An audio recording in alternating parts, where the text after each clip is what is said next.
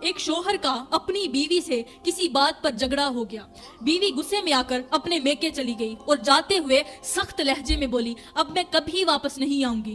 شوہر نے کچھ دن بعد اپنی غلطی کا احساس کیا اور بیوی کو منانے کے لیے فون کر دیا۔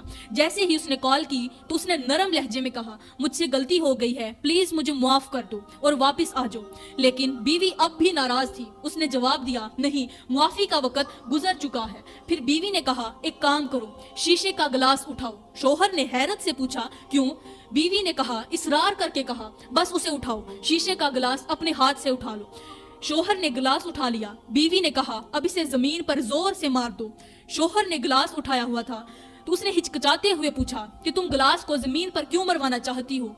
عورت نے کہا، بس جو میں کہوں وہی کرو۔ شوہر نے وہی گلاس زمین پر دے مارا، زور سے مارا اور گلاس ٹکڑے ٹکڑے ہو گیا۔